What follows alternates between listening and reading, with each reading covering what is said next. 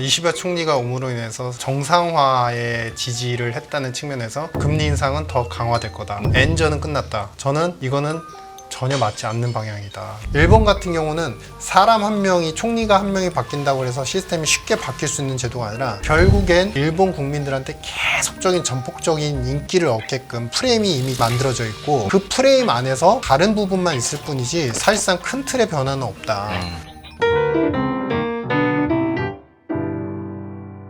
KBWM 스타자문단의 유신익 수석 이코노미스트와 함께하도록 하겠습니다. 어서 오십시오. 네, 반갑습니다. 예, 박사님. 네. 처음 뵙겠습니다. 예, 저도 처음 뵙겠습니다. 예. 일본부터 가볼까요? 네네. 예, 미국부터 가면 좀 멀미 날 것 같아서 예, 일본부터 시작하겠습니다. 오늘 네네. 일본은 사실 우리 국내 투자자 같은 경우에 뭐 뉴스로 뭐 소식을 전해 듣는 거니까요. 네네. 일본 하면 첫 번째로 가장 많이 뉴스화됐던 게 엔캐리 트레이드 청산, 그리고 결국 이게 수급과 외환 시장 관심으로 옮겨졌고, 네. 두 번째로 많이 들었던 뉴스는 이제 이시바 총리 당선. 그래서 이 사람은 좀 이런 캐릭터니까 좀 이렇게 바뀌지 않을까? 갖가지 시나리오들이 기사로 많이 나왔거든요. 네네. 박사님께서는 비슷한 관점으로 일본을 보고 계신지, 아니면 조금 다른 포인트로 좀 경제 상황이나 일본의 정치 상황을 보고 계신지 좀 궁금해서요. 네네. 결론부터 말씀드리면 이시바 총리가 옴으로 인해서 사실 이시바 총리가 금리 인상을 지지하고 소득세를 인상, 그다음에 우리 소위 얘기하는 이제 금융소득과세에 대해서 지지를 하고 정상화에 지지를 했다는 측면에서 엔캐리는 더 축소가 될 거다. 그리고 금리 인상은 더 강화될 거다. 네. 그리고 마지막 세 번째, 그래서 N전은 끝났다. 네. 저는 이거는 전혀 맞지 않는 방향이다라고 생각합니다.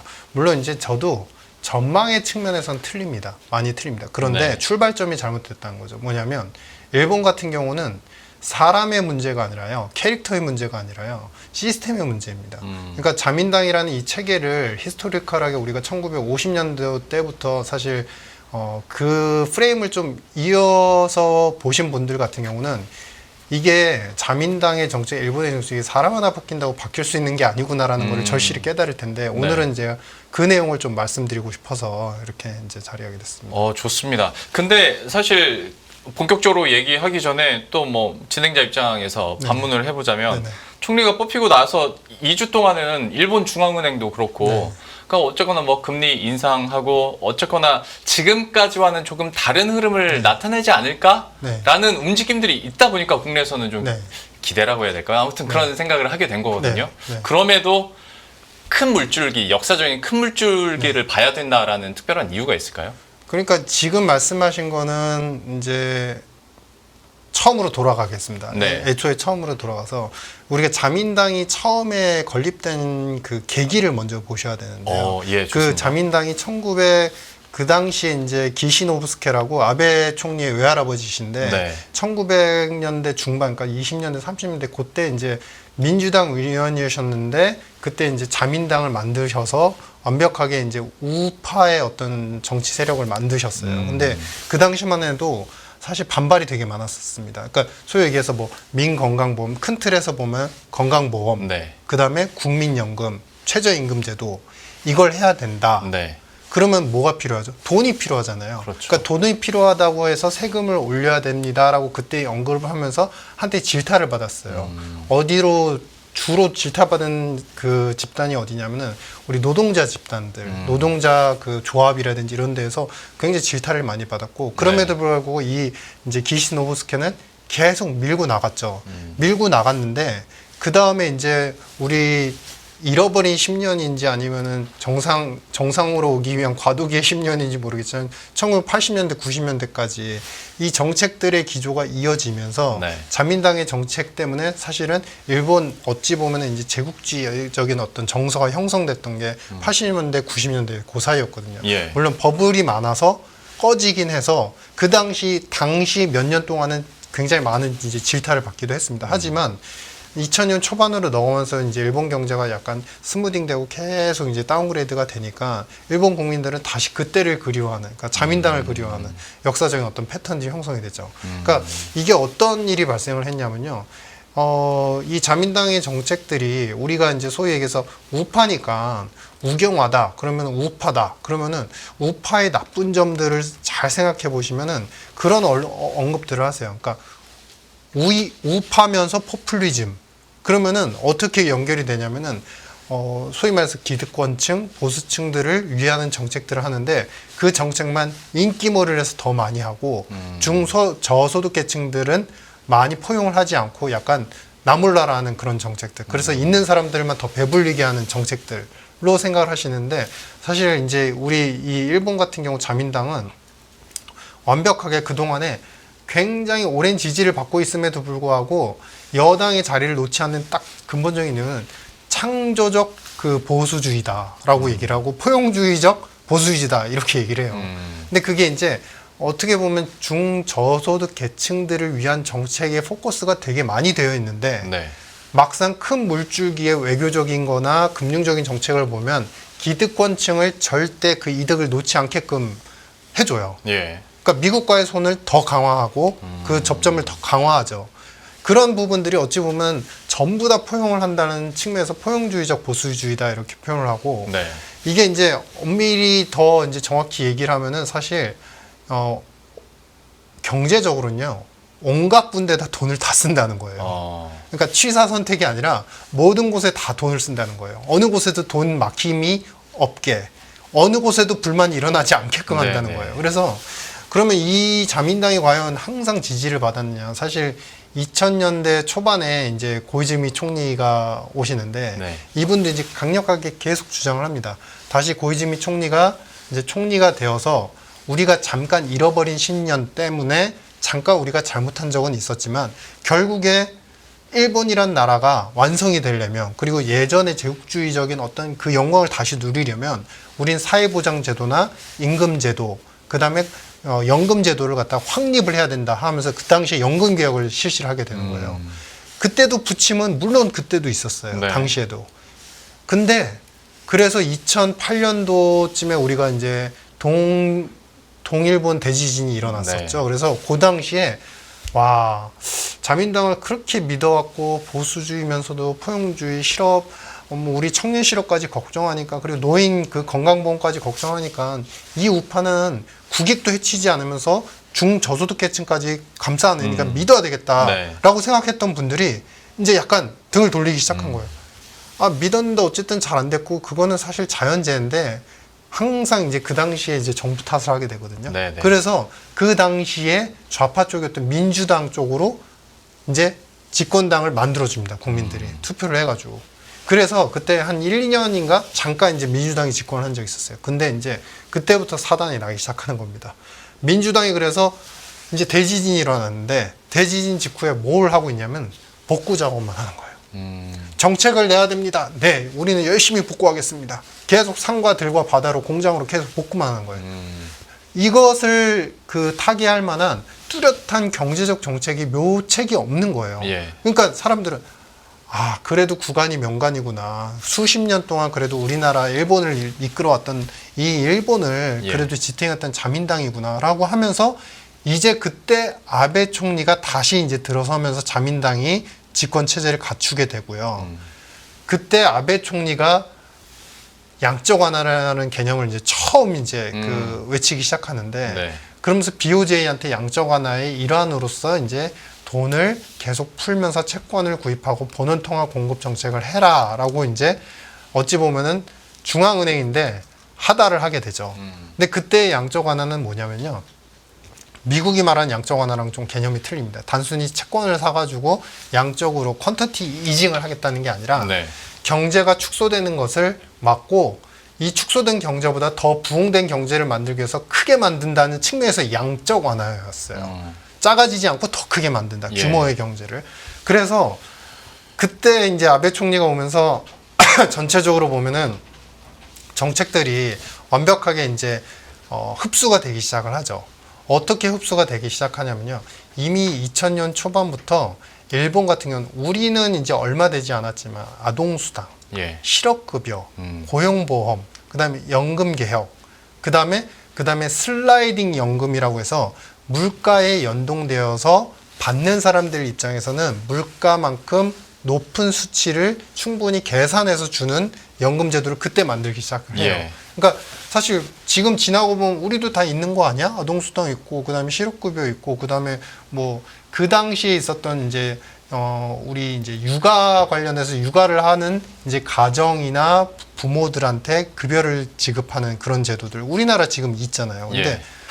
근데 엄밀히 생각하면 우리는 불과 그 제도들이 정착된 지가 사실은 수년 한 6년 7년 됐나요? 좀 그러니까 범용적으로 정착된 건 그 정도인데 그들은 거의 이제 2000년 초반 그러니까 거의 20년 전에 이미 이 제도를 실시를 했다는 거죠. 그러면서 아베 총리는 이제 그런 이제 어찌 보면은 우경화 일본이 우경화된다. 그러니까 우파를 더 이렇게 치우쳐 있고 우파에 더 이렇게 사람들이 호감을 갖고 있고 더 이렇게 이제 경향성을 갖고 있는 패턴을 쐐기를 받게 되는 결정적인 계기가 뭐냐면 미국을 갖다가 투자를 해주세요. 미국 입장에서 무엇을 해주세요 하기 전부터 미국의 투자가 나오면 이미 공장을 짓고 있고 일본의 이제 토요타부터 시작해서 공장들을 먼저 짓기 시작하고 많은 시설 설비, 화학 설비 이런 것들을 갖다 미국에 많이 짓기를 시작하죠. 예. 소규모지만 처음부터 거기서부터 시작을 하게 됩니다. 그러면서 어떤 현상이 나타나냐면 일본의 엔화에 대해서 최근에는 약간의 뭐 노이즈도 있고 하지만 그 당시 2000년 초반부터 미국의 재무부에서 환율 보고서 나올 때 사실 일본의 그 환 모니터링과 관련돼서 이제 세 가지 사항이 있잖아요. 경상수지, 무역수지, 그다음에 그 환 개입, GDP 대비 환 개입 이게 있는데 항상 2개 이상이 돼서 관찰 대상국에 들어갈 수 있는 소지가 있었는데 항상 빼줘요. 그러면서 일본을 그 당시에 제가 기억하기로 한 4년 정도를 계속 빼주면서 일본도 환 개입을 이렇게 많이 했고 이 본원적인 양적 완화라는 것 자체가 환 개입의 일환이고 그것 때문에 엔화가 약세를 보이는데 이게 맞느냐라고 이제 반문이 들어오니까 그 당시 재무장관이 이제 그 무슨 얘기를 하시냐면은 이거는 일본은 특수한 케이스이고 자연재해를 맞았기 때문에 이건 어찌할 수 없다. 이거는 쉽게 말해서 봐줘야 된다라는 입장으로 이제 표명을 하기 시작해요. 예. 그러면서 그때부터 일본과 어찌 보면 원래 있었던 이제 통화수합제도, 무제한 통화수합제도, 그다음에 미국이 외환 관련된 정책을 일본만 봐주는 그런 부분들, 그리고 마지막 세 번째는 항상 선투자라고 미국 입장에서 좋아하는 것들을 항상 먼저 시행을 하는 이런 외교적인 탁 붙어 있는 우리가 쉽게 얘기해서 근접돼 있다 항상 영어로 표현을 하는데 항상 붙어 있는 그런 이제 제스처들 이런 것들이 어찌 보면 잃어버린 20년이고 일본은 망한다라고 하자면 지금의 정책만 살짝 바꾸고 최저임금을 3%딱 적시를 해버리니까 경제가 갑자기 물가 상승도 높고 인플레를 걱정하는 정도로 한 차원 업그레이드가 되잖아요. 그러니까 이렇게 완벽하게 바뀔 수 있는 경로이고 그래서 제가 이제 왜 이렇게 이제 장황하게 긴 역사의 이야기를 드리냐면요.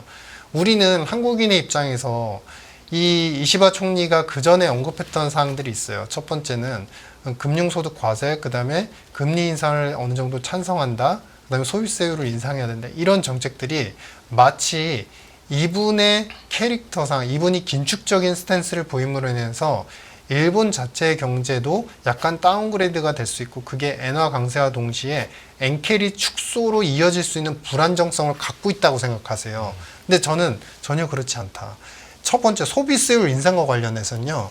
2000년 초반에 소비세율 인상 얘기를 누가 먼저 시작했냐면 고이즈미 총리가 먼저 얘기를 했습니다. 그리고 아베 총리가 19년도에 실제 시행을 했죠. 그게 경제를 망가뜨리기 위해서가 아니에요. 앞서 말씀드린 것처럼 포용주의적 이 보수주의라고 표현을 해드렸는데 이 자민당은 온갖 군데 돈을 놨습니다. 정말. 그 노인 의료보험은 무료화하는 게 지금 최종적으로 전방위적으로 무료화하는 게 목표예요. 그리고 고용 관련돼서 실업급여를 더 증폭시키는 게 목표고요. 그 다음에 당연히 우리가 소위 하기엔 기득권층을 위해서는 돈을 더 많이 쓰려고 하고 있고요. 근데 왜 소비세율을 인상하느냐. 이렇게 돈이 너무 많이 들어가고 어쨌든 국채를 자국 내에서 다 소화는 하고 있어도 기본적으로 이 골든 플랜이라고 해서 이 세금을 소비와 관련돼서 나오는 데서 세금을 조금 걷어들임으로써 그걸 가지고 이제 젊은 층이 소비를 하면 거기에서 세금을 좀 걷어서 그걸 띄어가지고 노인과 관련되는 그 의료복지 제도에다가 쓰겠다라는 측면에서 처음에 소비세율 인상의 필요성을 언급을 하기 시작해요. 그리고 두 번째는 이제 아베 총리가 그걸 시행을 하게 되죠. 그리고 중요한 이제 금융소득 과세는 한 단계 더 나간 거예요. 그러니까 뭐냐면 소비세율 인상이 결국에 노동복지에 쓰인다고 했는데 이 이시바 총리 같은 경우는 그 전에 항상 어떤 연설을 하는 데 있어서 우리의 사회보장, 연금개혁 이런 시스템을 완벽하게 완성해야 되는 입장은 직전에 있었던 기시다 총리랑 동일한 스탠스였고요. 그 차원에서 세금의 종류를 좀 이제 부자들 입장에서 혹은 젊은 층 계층 입장에서 세금을 좀 늘려야 할 필요성도 있습니다라고 언급을 했고 거기서 금융소득 과세가 나온 거예요. 즉 얘기는 뭐냐면 이 이시바 총리가 지금까지 얘기한 그 소비세율 인상과 금융소득 과세는 부자를 꺼트리거나 아니면은 경제를 긴축시키기 위함이 아니라 어찌 보면은 기시 노부스케라고 하는 이제 자민당의 초창기 창립 멤버 같은 일은 이제 이분이 창립자가 이분이 주축돼서 만든 사회보장과 그다음에 실업, 급여, 그다음에 우리가 고용과 관련되는 확장제도 그리고 마지막으로는 전체적으로 보장을 받는 사회보장 시스템 이런 것들을 완성하기 위한 도구로서 이미 언급된 바가 있고 이 언급된 거를 그대로 수순대로 시행을 하고 있는 중이다. 근데 이것을 갖다가 이제 우리는 이제 이렇게 되면 일본 경제는 다시 망가질 거고 우리 한국의 시각에서는 일부 그러니까 표면적으로 보면 그럴 수 있죠. 왜냐하면 말이 세니까. 근데 뭐 아시는 것처럼 금리 인상도 마찬가지입니다. 마지막 금리 인상 이슈도 마찬가지인 게 금리를 사실은 우리 이제 영국 사례를 한번 들어볼게요. 금리가 영국에서 트러스 총리가 이제 과도하게 재정 지출을 할 거다라고 이제 표명을 하니까 국채 금리가 급등을 했고 그러면서 그 영국에 이제 많은 연기금 펀드들이 대부분이 국채로 담겨져 있는 펀드들 같은 경우에는 선물 포지션까지 있다 보니까 1, 2%가 아닌 0.12%의 변동, 즉 급등으로 인해서도 선물 포지션이 굉장히 손실이 커질 수 있는 그런 이제 파생적인 성격이 많았고 그 당시에 금리가 더 오를 것 같으니까 이제 연기금 펀드들의 대표들이 아예 총리를 찾아가서 취소해 주세요라고 요청을 해서 결국엔 취소를 됐지만 결국은 사임을 하셨죠. 그러니까 마찬가지 논리입니다. 지금 같은 경우도 일본 같은 경우는 잠깐만 마시겠습니다. 죄송합니다. 많은 이제 그 우리 소위 얘기하는 공적 연금 펀드들이 사실 비중이 최근에 많이 달라진 것 같지만 과거에 그 준용되는 비중 벤치마크 비중을 보시면요 JGB 그러니까 일본 국채 그다음에 미국 국채 이게 탑이에요. 항상 같은 비중으로 항상 탑으로 실습니다. 그리고 나머지는 이제 세부적으로 그들의 뭐 회사채라든지 다른 이제 공사채를 이제 실는 식으로 가는데 이 얘기는 뭐냐면 금리 인상을 어느 정도 지지한다. 금리 인상은 해야죠. 왜냐하면 물가가 올라가고 최저임금이 이제 최소 3%가 넘어가니까. 근데 중요한 거는 그들의 입장에서 사실은 금리를 또 세게 올리긴 힘든 환경인 게 지금까지 얘기했던 기시다, 그다음에 고이즈미, 그다음에 아베 그리고 그 순서는 좀 바뀌었지만 이제 이시바 총리의 이런 자민당스러운 사회보장 제도의 정책의 완성을 위해서는 공적연금과 연기금 펀드의 가격이 무너지면 안 돼요. 무너지면 안 된다는 얘기 뭐냐면 금리를 서서히 올릴지언정 과격하게 올려서는 절대 안 된다. 즉 지금까지 말씀드린 내용을 좀 요약적으로 정리를 해드리자면 사실은 일본 같은 경우는 사람 한 명이 총리가 한 명이 바뀐다고 해서 시스템이 쉽게 바뀔 수 있는 제도가 아니라 이런 체계적인 시스템이 결국엔 우경화되어 있는 일본 국민들한테 계속적인 전폭적인 인기를 얻게끔 프레임이 이미 당의 프레임이 만들어져 있고 그 프레임 안에서 약간 사회보장제도를 위해서 이 사람은 소비세율을 더 중점적으로 여겼다면 이 사람은 또 약간 금융소득 과세에 좀 중점을 매기고 있고 이런 약간의 차원이 다른 부분만 있을 뿐이지 사실상 큰 틀의 변화는 없다. 근데 이것을 엔저는 끝났다, 엔화는 이제 배팅을 해야 된다 이런 입장은 저는 상당히 위험하다는 측면이고요. 두 번째는 엔캐리 물론 비상업적 엔화 매수도 포지션을 갖다가 엔캐리 트레이드 그러니까 우리가 세우기하면 엔화를 빌려서 뭔가 투자를 할 때는 이제 환율적인 측면에서의 이득이 있을 수 있고 금리로 이득이 있을 수 있잖아요. 그걸 이제 각각 CRS, IRS라고 얘기를 하는데 그 CRS와 IRS가 외국인의 입장에서 그 폭이 작아지면 먹을 수 있는 퍼센트 포인트가 작아지면 캐리 트레이드 엔화를 빌려서 트레이딩하는 그 메리트가 사라지니까 없어질 거야 네. 라고 하잖아요. 물론 그거는 단기 트레이드 외환 트레이딩상으로는 존재를 합니다. 근데 그게 국지적인 것이지 어떤 전 세계적인 금융시장을 마비시킬 정도의 단기적으로는 가능하겠지만 중장기적으로 금융시장을 갖다가 완전히 다운그레이드를 시킬 만한 이슈는 아니라는 거예요. 우리 엔캐리 트레이드의 본원적인 이제 그 의미를 이 비상업적 엔화 매수도 포지션이 아닌 더 본질적으로 넘어가면요. 박사님, 네네. 본질적으로 넘어가신다고 네네. 하니까 잠깐 끊었다가 하겠습니다. 죄송합니다. 저 혼자 너무 집중력을 잃지 않으려고 네네. 무던히 애를 쓰고 네네. 있거든요. 네. 지금 배경지 씨가 이렇게 얘기를 해주셨는데 중간중간 듣다 보니까 제가 차마 끊지 못했는데 궁금했던 점들이 있어서 아베 뭐 세계 화살은 너무 이제 앞에서 나온 얘기니까 차치하고서라도 저 궁금했던 게 미국이 그 동안에 일본을 환율 관찰 대상국에서 제외해줬던 이유가 네네. 자본이 워낙 미국으로 많이 와서 그냥 눈 감아줬었던 거예요. 그러면 아니 그러니까- 실제로 얘네들은 특수한 상황이어서 우리가 봐줄 거야. 순수하게 그런 건 아니었을 거잖아요. 그렇죠. 그 이득이 있었을 거라고 이제 후행적으로 저도 그렇게 추정을 하고 있는 거죠. 왜냐하면 네. 2000년 초반 때부터 사실 최근에 일본이 미국채를 사는 거는 1조 달러 내에서 이제 그 등락을 거듭하는데 예. 그전에는 이거에 한참 못 미쳤단 말이죠. 네. 근데 서서히 일본의 미국채 구입량은 계속 늘어나기 시작을 했고 예. 그게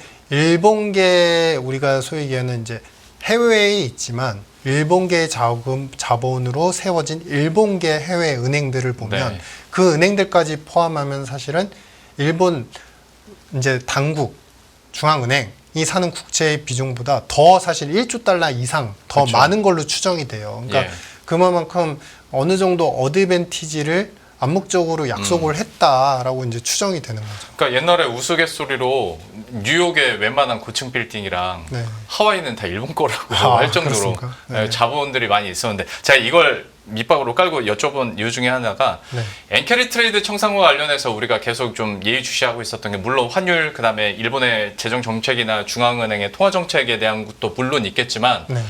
지금 글로벌적으로 뿌려져 있는 일본 자금들이 너무 외부에 많다 보니까 네. 이게 결국 회수되다 보면 큰일 나는 거 아니야? 라고 이제 상상력을 동원하기 시작했던 네. 거거든요. 그리고 또 하나가 이게 얼마인지 추정이 안 된다라는 네. 거죠.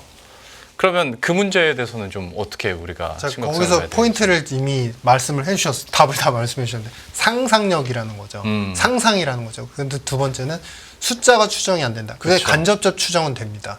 BIS에서 우리가 일본계 아까 말씀드렸던 해외로 나가 있던 아니면 일본계 자본으로 이루어진 일본계 은행들이 전체 일본계 은행들이 대출을 해준 금액들을 보면 그게 엔캐리의 아까 잠시 끊겼지만 본질적인 금액이라고 볼 수 있어요. 그 금액이 올해 상반기 기준으로 얼마냐면 4조 5천억 달러입니다. 예. 이 4조 5천억 달러가 어디에 쓰여져 있는지 아주 세세하게는 안 나와 있지만 2조 5천억 달러에 상응하는 금액들이 거의 대부분 미국에 들어가 있어요. 미국 기업에 투자되어 있는데요. 그 분류를 보시면 그 분류가 비금융 기업이에요. 비금융 기업.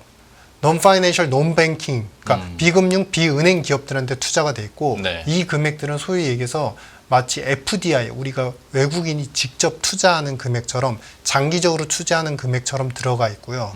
거의 2조 5천억 달러가 약간의 변동은 있지만 어찌 보면은 역사적인 트렌드를 보면 2조 달러 내외에서 계속 멈칫하고 있는 거를 보면 사실은 이거는 경영상의 어떤 협력이라든지 아니면 장기적인 어떤 지분 투자의 관계로서 해석이 된다.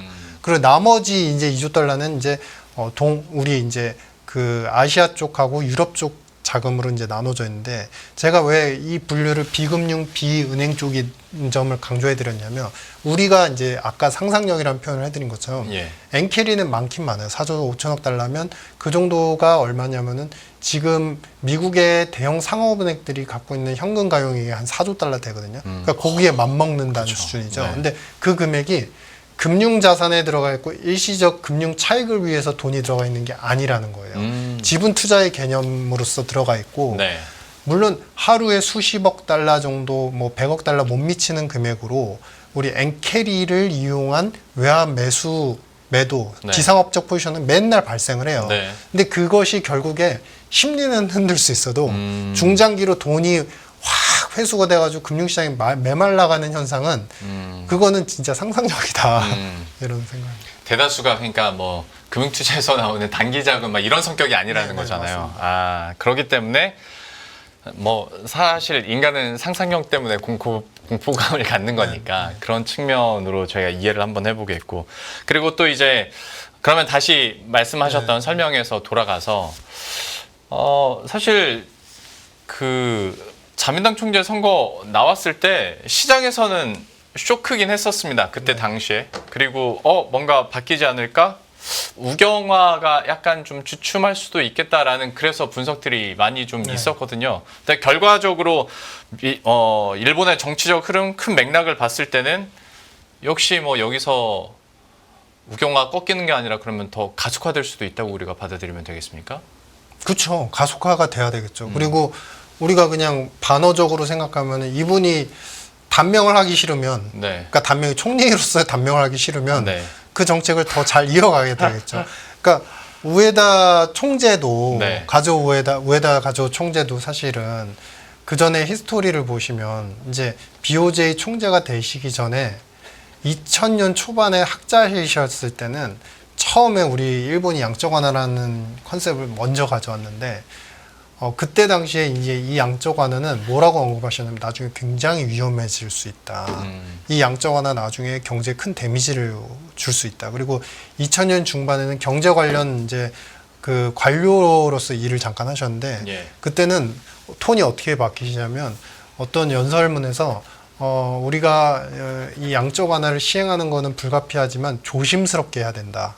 그리고 2010 몇 년도쯤에 교수로서 재직하실 때 발언은 뭐냐면 일단 우리의 양적 완화가 시행된 것은 어쩔 수 없는 환경이었고 이제는 이 양적 완화에서 엑시트 빠져나오려면 그걸 조심해서 나와야 된다. 왜냐하면 길들여졌기 때문에.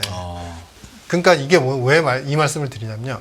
히스토리컬하게 우리가 사람의 연설은 학자로서의 연설, 관료로서의 연설들은 다 그 입장에서 조금씩 달라질 수는 있어요. 근데 예. 중요한 건 뭐냐면 일본의 관료나 일본의 BOJ 수장이 되면 결국에 현재의 기저하는 양적 완화나 전체적인 사회보장 시스템 완성 이런 이제 자민당의 어떤 정책 기조에서 네.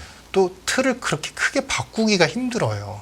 그래서 항상 이제 그 시점이 되면 그 전에 얘기했던 어디선가 들어봤던 고이즈미 혹은 아베 아니면 기시다 총리와 비슷한 문구와 언급들이 계속 나오기 시작하는 거죠.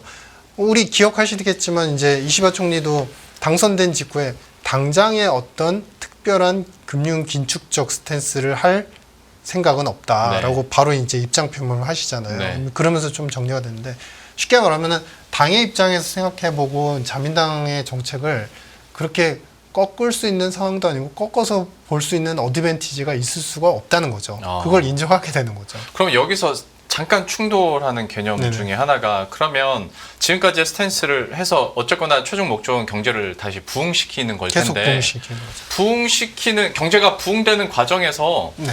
금리 인상이 없을 수가 없는 거 아닙니까? 없죠. 네. 그러니까 앞서 말씀드린 것처럼 우리가 물가는 당연히 최저임금을 제도를 확립한다는 얘기는 고이즈미 때부터 이미 있었지만 네. 이번에 이제 사실 기시다 총리가 되게 셌었던 분이죠.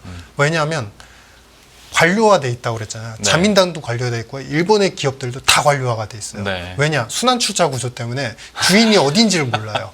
7대 기업들이 서로 지배를 하고 있는데 네. 최종적인 주인이 우리는 지주 회장으로 돼 있잖아요. 네. 근데 거기는 그렇지가 않아요. 그러니까 관료 회의를 하면 항상 이 7대 기업들이 수장들, CEO들이 와서 회의를 하는데 업종이 달라도 정책은 똑같이 나가요.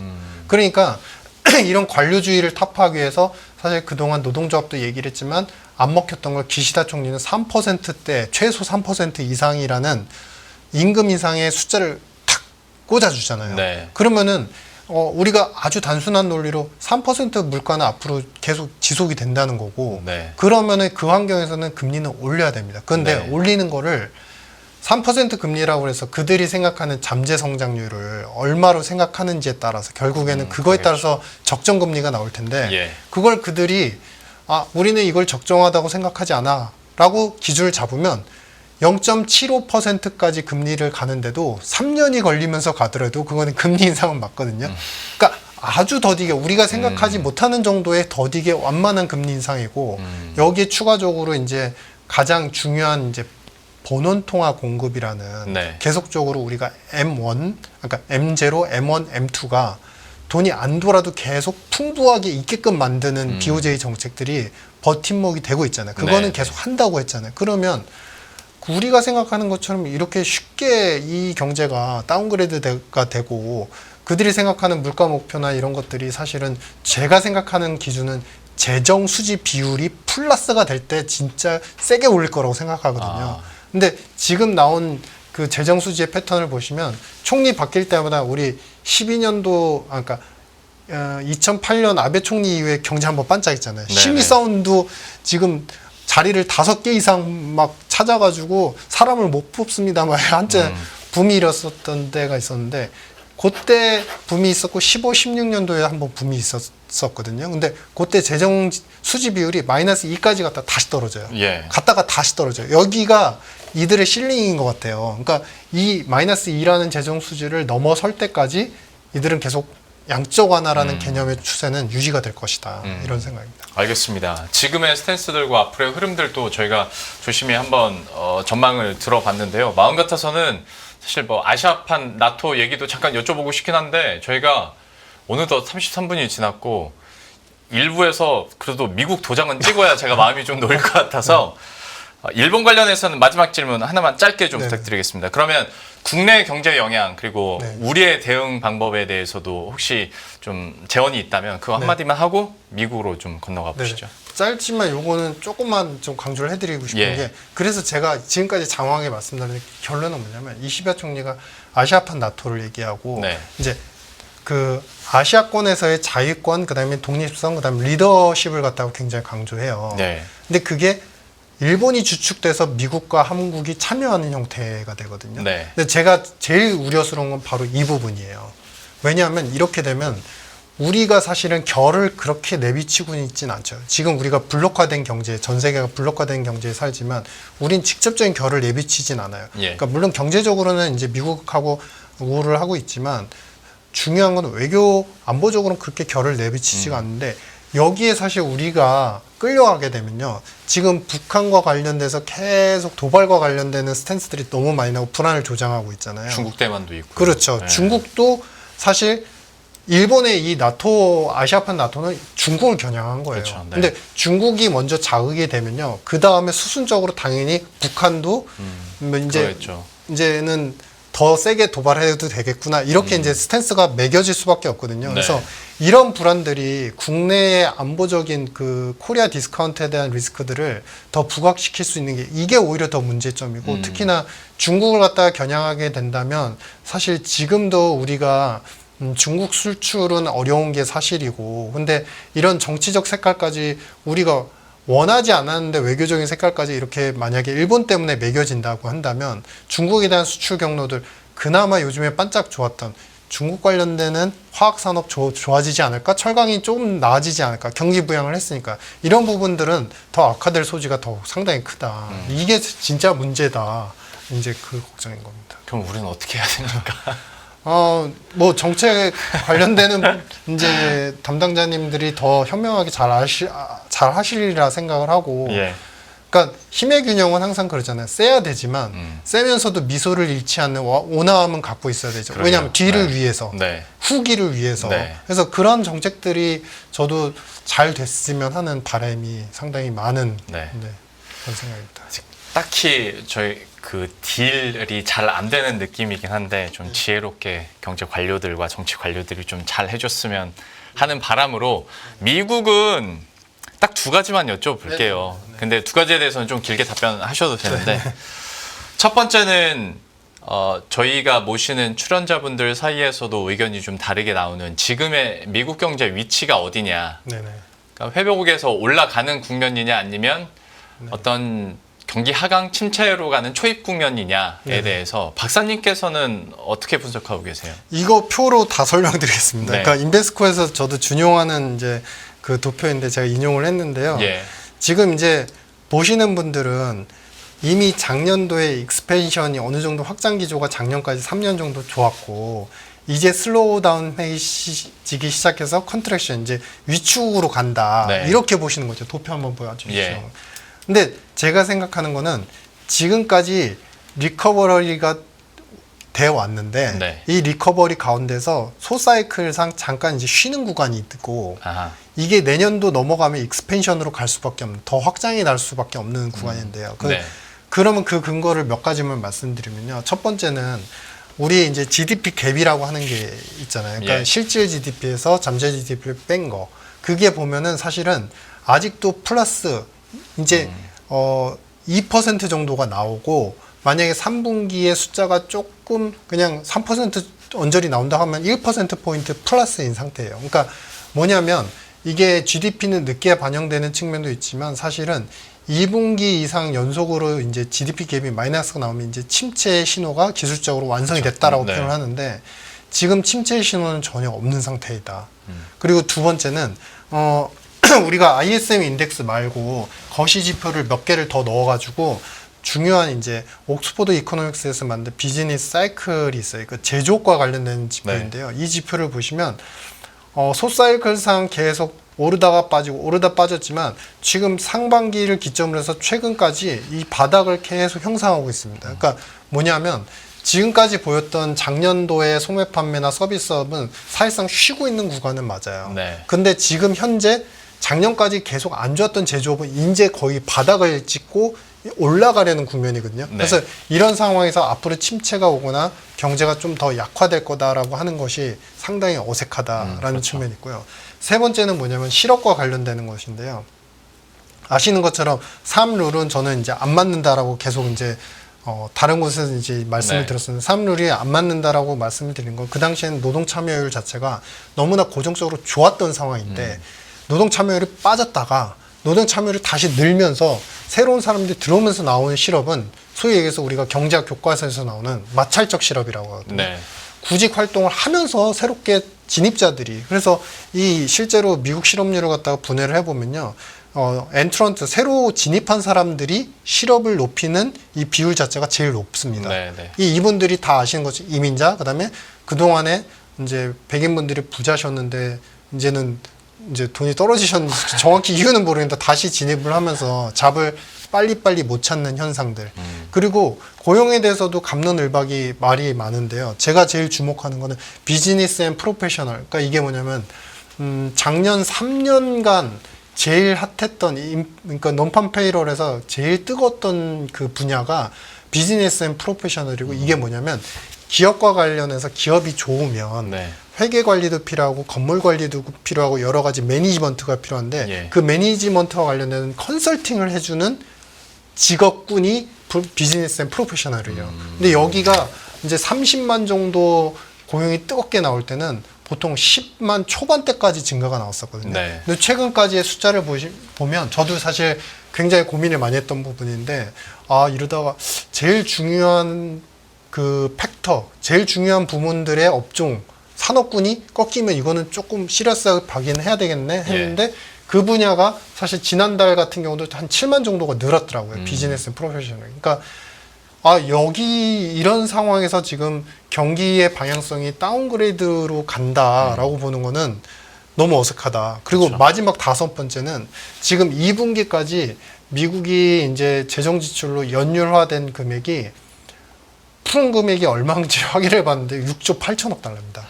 그러니까 이게 지금 바이든 초창기 때 6조 2천억 달러에서 계속 지금씩 늘어나고 그렇죠. 있는 상태. 네. 그러니까 6조 2천억 달러에 대비해서 지금 10%가 또 증액이 됐어요. 근데 관건은 이제 내년도 대선일 텐데 네. 트럼프가 되면 당연히 공격적으로 자국 기업 살리기 중심, 그다음에 AI 빅테크 살리기 중심은 또 이루어질 거고. 왜냐하면 지난 1선 때 당연히 딱 대선 취임하자마자 바로 페드의 그 규제를 연방정부 규제를 다 철폐를 해버렸거든요. 네. 그러면서 이제 기업의 주가가 반영해서 올라가고 그들의 감세율만큼 EPS가 높아진다는 것 때문에 또 주가가 업그레이드고요. 그러니까 사실은 트럼프가 돼도 미국의 입장에서 기업의 입장에서는 나쁠 이유가 없고요. 네. 두 번째는 이 해리스 같은 경우는 사실은 이제 그동안 정책 토론에서는 얘기를 안 했지만 바이든의 1조 8천억 달러 인프라 앤드 그다음에 그 신재생 정책을 1조 8천억을 발표할 때 이분이 뭐라고 부통령으로 말씀하셨냐면 10조는 풀어야 된다. 10조 달러는. 그러니까 그만큼 이분도 굉장히 신재생 정책과 관련돼서 포퓰리즘적인 부분을 굉장히 강력하게 보일 가능성이 있다. 네. 그러면 둘 다 어쨌든 누가 되든 뭐가 나오는데 했을 때 지금 제일 공통적인 건 양당 간의 차이가 없는 게 2조 달러 재정 지출이에요. 네. 어디에 대해서? 이 인프라 투자에 대해서. 즉, 이 얘기는 뭐냐면 2010년대 중반 이후로 인프라 투자를 증액하는 데 있어서는 어떤 대통령이 오든 합의를 안 해준 적이 없었거든요. 상대당이. 네. 근데 이번에 인플레를 감안하면 2조 달러는 전 지출할 걸로 봐요. 그 인프라 투자에만. 그러면은 지금까지 6조 8천억, 연율로 된 6조 8천억 달러에서 이제는 내년도 해가 넘어가면은 신정부에, 누가 되든 신정부의 예산은 연간 7조 달러 이상이 들어간다는 거거든요. 이런 상황에서 미국의 슬로우다운을 얘기하는 게 사실은 너무 안 맞다. 그쵸. 네네.